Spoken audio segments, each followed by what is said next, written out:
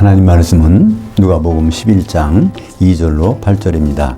예수께서 이르시되 너희는 기도할 때면 이렇게 하라. 아버지여, 아버지의 그 이름이 거룩히 여김을 받으시오며 아버지의 그 통치가 임하시오며 우리에게 날마다 임박한 그 떡을 주시옵고 우리가 우리에게 빚진 모든 사람을 용서하오니 우리 죄들도 사하여 주시옵고 우리를 시험에 들게 하지 마시옵소서 하라. 또 그들에게 이르시되 너희 중에 누가 친구가 있는데 밤중에 그에게 가서 말하기를 친구여 떡 세 덩이를 내게 구워달라. 내 친구가 여행 중에 내게 왔으나 내가 그에게 먹일 것이 없노라 하면 그가 안에서 대답하여 이르되 나를 괴롭게 하지 말라. 문이 이미 닫혔고 아이들이 나와 함께 침실에 누웠으니 일어나 내게 줄 수가 없노라 하겠느냐? 내가 너희에게 말하노니 비록 친구됨으로 인하여서는 일어나서 주지 아니할지라도 그의 그 당당함을 인하여 일어나 그에게 필요대로 주리라. 이런 말씀 가지고 서로를 빚어주는 한 쌍의 주기도문이라는 제목으로 말씀을 나누겠습니다.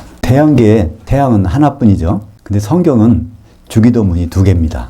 예수님이 한 말씀 하셨는데 마태는 이렇게 기록하고 누가는 나중에 저렇게 기록한 것이 아니라 주기도문 자체가 두 번 있었습니다. 마태가 기록한 주기도문은 공생의 초기에 산상수훈을 말씀하시면서 그 가운데 제자들에게 이렇게 너희는 기도하라. 달리 기도하지 말고 이렇게 기도하라. 기도하기 전에 너에게 하나님 아버지께서 다 있을 것을 아셨으니까 너희는 너희 필요를 구하지 말고 이렇게 좀 기도하라. 그것이 이제 마태복음이고요. 누가복음은 공생애가 다 끝나고 이제 예루살렘 가서 십자가에 달려서 죽으실 즈음에 그때 제자들이 요청을 합니다. 예수님, 세례 요한의 제자들은 기도문이 있던데 우리에게도 기도문 좀 가르쳐 주세요. 그랬더니 어떤 특별한 새로운 기도를 가르쳐 주신 것이나 동일한 기도를 거기서 가르쳐 주셨습니다. 그러니까 마태복음에 있는 주기도문과 누가복음의 주기도문은요, 대상이 같고 내용도 같지만 시기가 전혀 다른 것입니다. 그러니까 그럴만도 해요. 초창기에 제자들이 예수님을 따라다녔지만 그때 한번 들은 거를 기억하겠습니까? 거의 3년 이상이 지났으니까 몽땅 잊어버린 거니까 제자들이 다시 한번 이제 가르쳐 달라고 하니까 그것을 일러주신 것입니다. 먼저 마태복음에 있는 주기도문을 원전에 있는 대로 한번 보겠습니다. 우리 성경에 번역된 이 주기도문은요, 많은 부분이, 중요한 부분이 빠져서 읽어도 무슨 말인지 모를 정도로 빠져 있고, 심지어는 이 주기도문 가지고 찬송가를 불러서 하는 내용도 찬송가의 핵심 내용이 다 빠져버렸어요. 그러니까 주기도문, 그런 게 하나 있나 보다 이렇게 생각하는데요. 이걸 원전으로 보면 기가 막힙니다. 한번 같이 마태복음에 있는 주기도문을 보겠습니다. 그 하늘들에 계신 우리 아버지여, 아버지의 그 이름이 거룩히 여김을 받으시오며 아버지의 그 통치가 임하시오며 아버지의 그 뜻이 하늘에서 이루어진 것 같이 땅에서도 이루어지이다. 오늘 우리에게 임박한 그 떡을 주시옵고 우리가 우리에게 빚진 자들을 사하여 준 것 같이 우리의 빚들을 사하여 주옵시고 우리를 시험에 들게 하지 마옵시고 다만 그 악한 자에게서 건지시옵소서. 이렇게 되어 있습니다. 특별히 거기서 이제 특기할 만한 부분은 하늘들이 나오고 또 하늘이 나온다는 것입니다. 아버지 하나님은 지금 쌍수의 하늘들에 계신데 그 아버지 하나님 뜻을 세운 것은 단수의 하늘, 셋째 하늘에서 뜻을 세우셨다는 것을 거기에 부각시키고 있고요. 우리말 번역에는 나라에 임하옵시며 이렇게 어떤 나라가 임하는가 그랬더니 그 나라라는 단어는 바실레이아서 아버지 하나님의 통치가 완성되기를 바라는 기도입니다. 그래서 그 완성되기를 바라는 기도는 언제 완성되죠? 요한계시록 19장 6절에 전능하신 아버지께서 통치하셨도다. 그래서 그 전까지는 아버지 통치가 진행되고 있는 거죠. 또 하나는 거기에 또 떡이 나옵니다. 근데 우리는 어떻게 번역되어 있습니까? 날마다 일용할 양식을 주옵시고. 헬라 말로요, 양식이란 말과 떡이란 말은 다릅니다. 우리도 그렇잖아요. 우리도 빵이란 말과 요리란 말은 다르잖아요. 거기는 어떤 요리 후드를 달라는 것이 아니라 그 떡, 그게 어떤 떡이냐면 곧 있을 그 떡을 달라는 건데 결국 성경 전체적으로 보면 예수님을 가리키는 생명의 떡이고 그 떡 속에는 뭐가 있습니까? 항상 떡 하면 이스라엘 사람들은 생각하는 게 속에 기름이 있지. 기름이 없으면 떡이 되지 않으니까. 그러니까 떡으로 나타났다는 것은 반드시 거기에 기름이 있다는 것입니다. 그러니까 성령을 말씀하는 거죠. 그런 내용들이 가득 차 있는데 우리는 주기도문 하면 이런 내용이 다 빠져버리고 찬송하고 그러지 않습니까? 그러니까 결국은 마태복음에서 이렇게 강조하게 있는 부분은 아버지의 이름과 아버지의 통치와 아버지의 그 뜻이 교회를 통해서 이루어지는다는 그 말씀, 아버지의 것이 이루어지기를 바라는 기도가 주기도문의 내용인 것입니다. 누가복음 이것을 원전으로 볼까요? 거기는 다 똑같은데 앞에 부분에 하늘들에 계신 우리 아버지가 생각됐습니다. 그러니까 아버지여, 아버지의 그 이름이 거룩히 여김을 받으시오며 아버지의 그 통치가 임하시오며 그리고 아버지의 그 뜻이 하늘에서 이루어진 것 같이 땅에서도 이루어지다 하는 부분이 빠져 있어요. 그리고 나머지는 다 대동소이합니다. 그러니까 다른 내용으로 지난번에는 이렇게 기도하라고 했는데 이번에는 이렇게 기도한다. 전혀 다른 내용을 말씀해 주시는 것이 아니라 대동소이한 내용 중에서 그대로 가르쳐 주셨는데 거기에 예를 들어서 하늘들에 계신 우리 아버지여 하는 말씀이 누가복음에 빠져 있어요. 근데 그 빠진 것이 대수가 아닙니다. 왜냐하면 마태복음에 있으니까. 그러니까 누가복음의 주기도문이나 마태복음의 주기도문이나 이것은 현재형 명령이에요.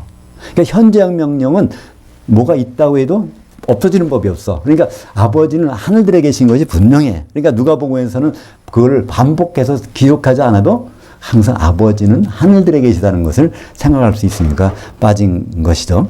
그러니까 우리 법은 조금 다르죠. 구법이 있고 신법이 있으면 새로운 법이 나오면요.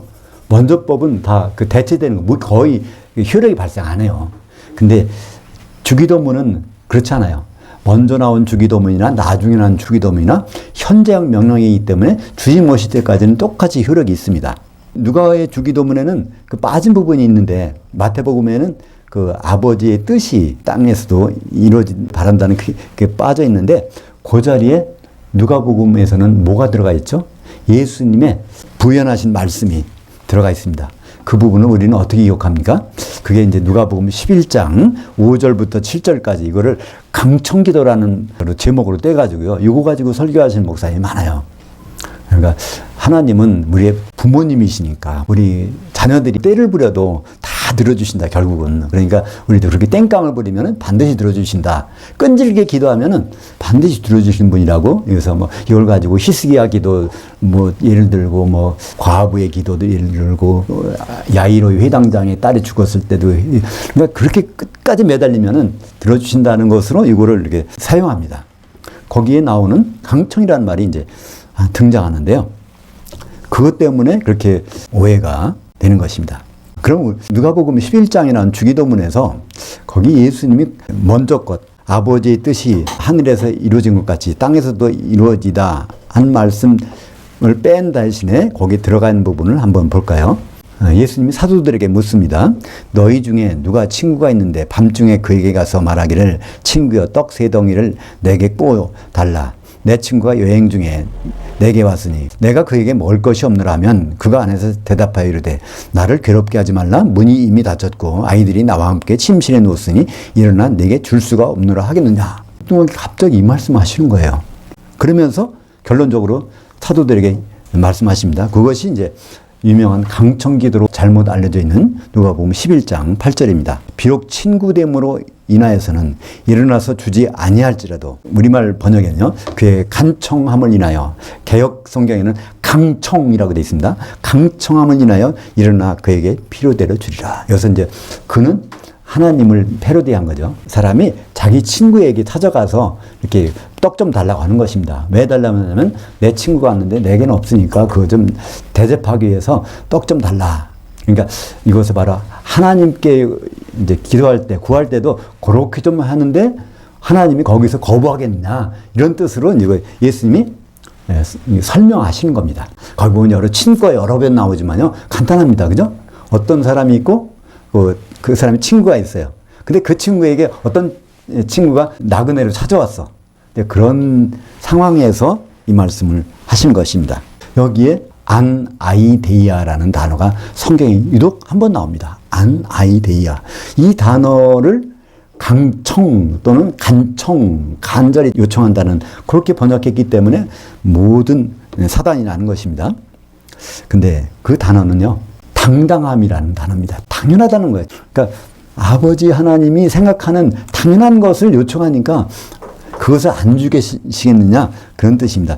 이 단어에 비슷한 것이 어디냐면요. 디모데 전서 2장 9절에 또 이처럼 여자들도 단정하게 옷을 입으며 수줍음과 정절로서 자기를 단장하고, 이런 말 중에 수줍음이라는 단어로 아이도스라는 말이 있습니다. 그 아이도스에서 아이데이아, 수줍음이란 부끄러움, 수줍음, 여자들이 그러니까 그 낯을 가리고 하는 거 있잖아요.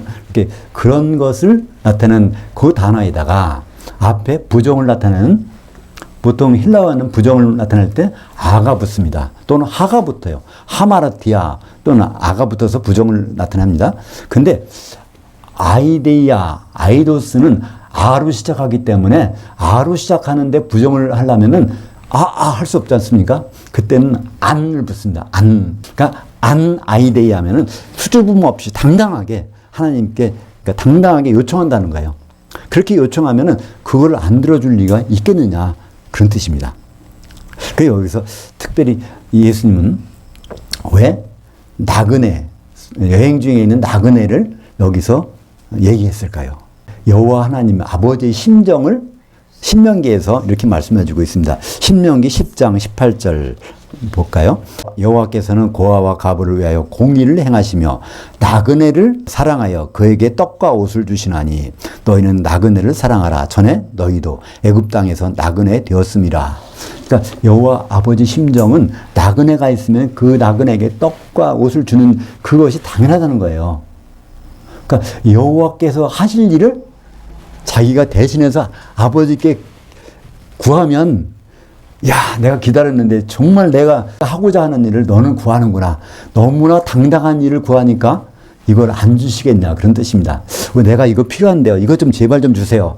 그런 게 아니라 내 거는 다 젖혀놓고, 왜냐하면 우리가 필요한 것은 아버지께서 어련히 아실 테니까 그거는 내버려 두고, 아버지께서 뭐가 지금 하고 싶으시지? 아버지는 나그네를 사랑해서 떡을 주시는 것이 아버지 일이잖아? 그럼 그 일을 대신해서 당당하게 구할 때 그 기도를 안 들어주시겠냐. 그 의미로 여기서 예수님이 한 사례를 만들어 가지고 너희가 만약 이런 사정이라면 이거 안 하겠느냐 이렇게 말씀하시면서 결론이 바로 내가 너희에게 말하노니 비록 친구됨으로 인하여서는 일어나서 주지 아니할지라도 그의 그 당당함을 인하여, 그가 요청하는 것이 자기의 필요를 요청하는 것이 아니라 하나님께서 하시고자 하신 그 일을 요청하기 때문에 당연히 기도를 들어주신다는 그 의미가 여기에 들어가 있는 것입니다.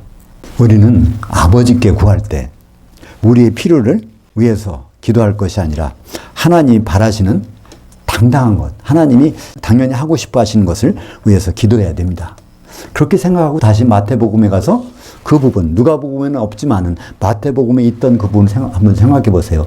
뜻이 셋째 안에서 이룬 것 같이 땅에서도 교회에서도 이루어지기를 아버지께서는 그거 하고 싶어서 통치하고 계신데 그것 좀 이뤄주세요. 그렇게 하면은 아버지께서 너무나 기분이 좋으셔서 뭐도 안 해주시겠느냐. 아버지께서 가장 주시고 싶은 것을 우리에게 주시겠다는 말씀입니다. 그러니까 마태복음이나 누가복음에서 이 주기도문은요, 결론이 그건 한참 후에 나옵니다. 마태복음 주기도문의 결론은 어디 나올까요? 주기도문 6장이지만 결론은 7장 11절에 나옵니다.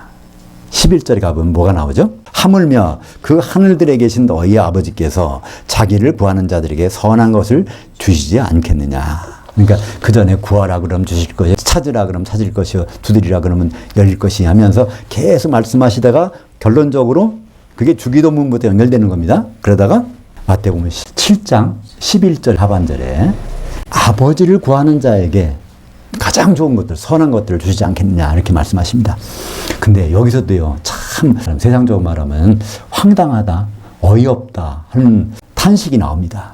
아버지를 구한다는 말이 번역에서 완전히 없애버렸어요. 그러니까 그 마태복음 7장 11절에 보면 직접 목조가 빠져 있습니다. 아버지께 구하긴 구하는데 뭘 구할지를 거기서 설명을 안 해요. 아버지께 구하면 준다는 것만 그렇게 번역을 했지, 아버지를 구하는 것이, 아버지가 직접 목적어인데 직접 목적어가 없어지고 아버지께 구하면 좋은 거 주시지 않겠나 이렇게 번역해 놓으니까 그거를 그냥 읽고 있는 분들은 전부가 오해하게 됩니다. 그럼 아버지를 구한다는 것은 무엇일까요? 아버지 이름을 구하고 아버지 통치를 구하고 아버지 뜻을 구하고 아버지께서 가지신 그 자체를 아버지 자체를 구한다면 아버지께서 우리에게 가장 좋은 것들로 주시지 않겠느냐? 이렇게 말씀하십니다. 또 누가복음의 결론을 볼까요? 누가복음 주기도문의 결론은 11장 13절입니다. 하물며 그 하늘에서 오신 그 아버지께서 자기를 아버지를 구하는 자들에게 성령 주시지 않겠느냐. 여기도 마찬가지죠. 아버지께서 생각하신 모든 것을 구한다면 결국 성령 주시지 않겠느냐. 그러니까 아버지께서 우리에게 가장 필요하다고 생각하는 건 뭐라고요? 우리에게 성령이 필요하다는 거예요. 언제까지? 마지막 혼인잔치까지. 우리가 주님을 만날 때 그때까지 있어야 되는 것은 성령이라는 것을 우리는 잘 몰랐지만 아버지는 그게 가장 좋은 것이고 필요한 것이라는 것을 안다는 것입니다. 여기서도 좀 기가 막히지 않습니까? 오늘 제목이 서로를 비춰주는 한 쌍의 주기도문이라고 되어 있는데 이 주기도문 2개가 있었기 때문에 이 내용을 서로가 잘 보완해 줄 수 있어요. 여기 보면 마태복음에서는 하늘들에 계신 너희 아버지께서 이렇게 합니다. 근데 누가복음에서는 그 하늘에서 오신 그 아버지께서, 그러니까 셋째 하늘에서 오신 아버지. 마태복음에서는 지금 하늘들에 계신 아버지. 그러니까 아버지가 어디 계시다가 지금은 어디서 통치하시는지를 이 2개의 주기도문을 비교해 보면 이게 서로 보완이 돼서 잘 알 수 있다는 말입니다. 아버지가 하늘에 계신 줄 알았는데 그게 아니네. 또 하늘들에 계시다는 말이 왜 있지? 그게 아니라 이 2가지 주기도문을 같이 보면 마태복음에서는 지금 아버지께는 하늘들에 계신데 누가복음에서는 뭐라고 그래요? 원래 하늘에서 오신 분, 하늘에서 계시다가 오신 분이. 이러니까 이 내용이 얼마나 더 보완되고 더 확실하지 않습니까? 그래서 사실 오늘 제목을 주기도문 쌍두마차로 했다가 이걸 좀 바꿨어요. 왜냐하면 쌍두마차는 바퀴 한쪽만 있으면 이거 가다가 아무리 잘 가도 이게 제대로 못 가잖아요. 2개가 잘 가야지. 그러니까 주기도문도 마태복음의 주기도문만 보면 뭔가 좀 잘 안 들어와. 근데 누가복음을 같이 비교해 보면 하늘들에 계신 우리 아버지부터 시작해서부터 이 아버지가 왜 셋째 하늘에 창세전에 계시다가 이 하늘들을 창조하시고 이 하늘들에서 무엇을 하고 계신지를 같이 생각할 수 있단 말입니다.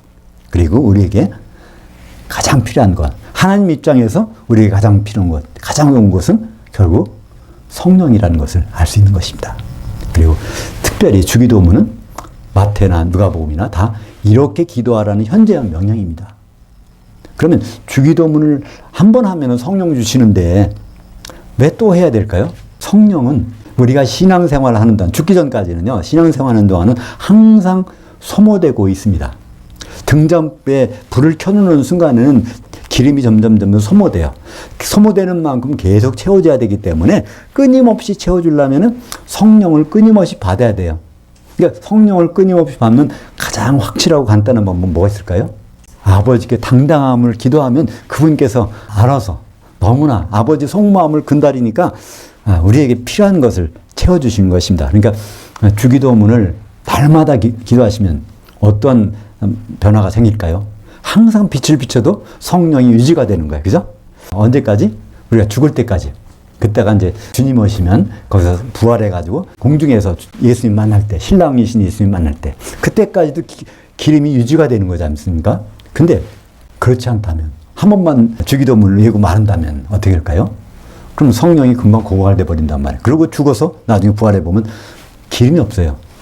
마태복음 25장에 나오는, 마태복음에는 천국 비유가 10개 나옵니다.